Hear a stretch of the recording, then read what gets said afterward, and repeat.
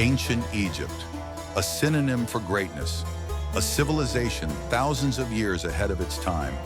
They created something impossible to ignore, the pyramids.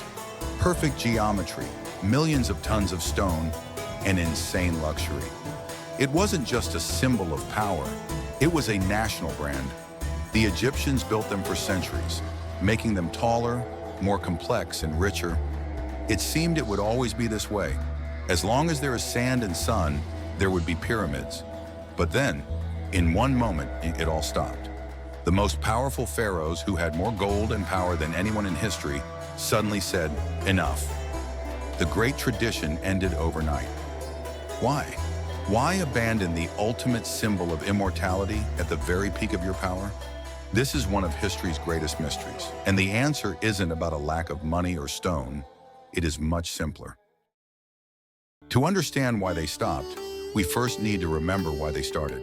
To us, a pyramid is just a beautiful monument, a wonder of the world.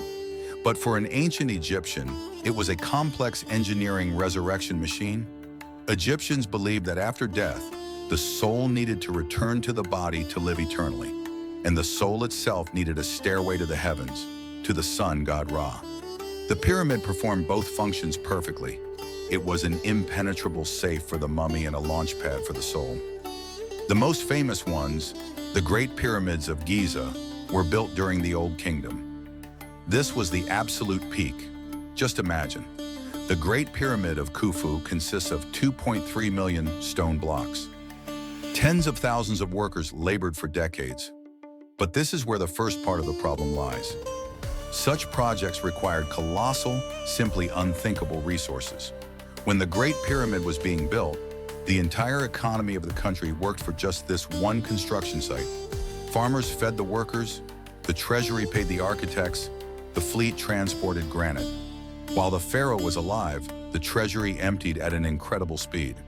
Over time, Egypt began to change. Droughts hit, political crises arose, and the pharaoh's power weakened. The country simply could no longer afford to spend its entire budget on a single mountain of stone. But the economy is only half the trouble. Money can be found, people can be forced to work. The main reason for abandoning the pyramids was much more dramatic.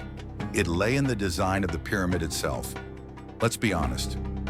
What is a pyramid from the perspective of a professional thief? It is a giant 100-meter tall neon sign in the middle of the desert that screams to the whole world, "Look here, the empire's gold is buried here." Pharaohs were buried with fantastic riches. Golden mass, precious jewelry, furniture, chariots. And the Egyptians took all this wealth and with their own hands, placed it inside a landmark visible from miles away. Of course, the architects weren't fools. They tried to protect the treasures. They built false corridors, dead ends, and used massive granite plugs weighing tens of tons to seal the entrances. They carved terrifying curses on the walls. Did it help? No, it didn't help at all. By the end of the Old Kingdom era, chaos struck Egypt. And do you know what happened? The people, the officials, and even the guards of the necropolis themselves went to loot the pyramids. Absolutely all the Great Pyramids were looted in ancient times. Thieves dug tunnels bypassing the traps. They knew exactly where to dig. The mummies of great kings, those living gods, were thrown out of their sarcophagi. Their bones were broken, their heads torn off, just to quickly remove the golden necklaces. Imagine the horror of the next pharaoh. You spend your whole life and all your country's money building an eternal home, and 50 years after your death, some bandit throws your body into the sand to be eaten by jackals. Your eternal life is canceled. Your mission has failed. The pyramid didn't protect the king, it betrayed him. The Egyptians didn't give up immediately. In a later period, the Middle Kingdom, they tried to cheat. They decided, okay, stone is expensive and takes too long. Let's build the core out of mud bricks, basically mud and straw, and only make the outer casing from beautiful stone. It was cheaper, but it turned into a disaster. As soon as thieves stole the valuable outer stone casing, rain and wind destroyed the bricks inside. Today, these pyramids don't look like majestic monuments. They look like shapeless piles of dirt in the middle of the desert. The system wasn't working. Robbers still found the entrances. The economy still suffered. A radically new solution was needed. And here we come to the solution. The era of the New Kingdom begins. This is the time of famous pharaohs, a time of prosperity. A pharaoh named Thutmose I comes to power. He and his priest realized a simple truth. If you cannot protect a tomb with walls 10 meters thick, you must protect it with secrecy. So why did Egyptians stop building pyramids? The answer is simple and brilliant. They went underground. The pharaohs of the New Kingdom decided no more monuments above the grave. They chose a remote, dead, inaccessible canyon in the desert, far from prying eyes. Today we know this place as the Valley of the Kings.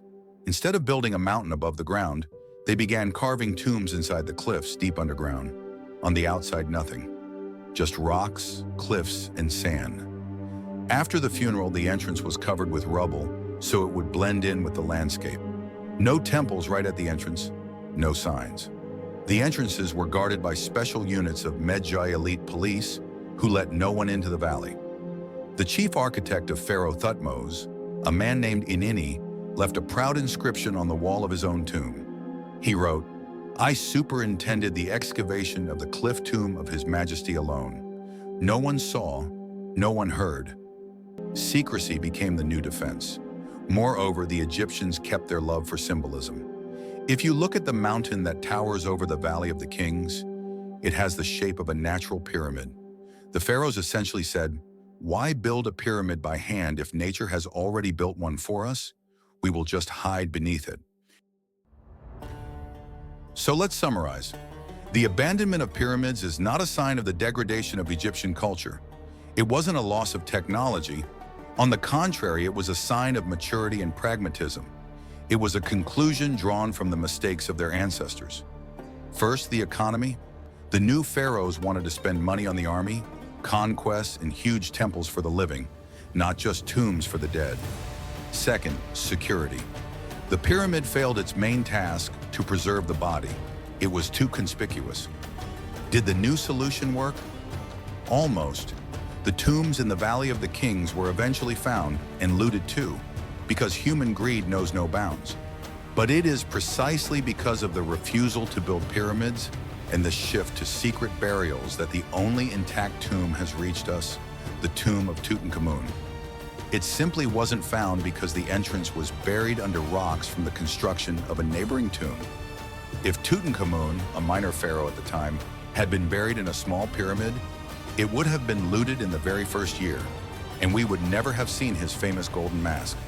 The Egyptians stopped building pyramids because they realized true greatness is not in the size of a stone pile, but in ensuring that your name and your body survive for millennia. And ultimately, by changing their strategy, they defeated time.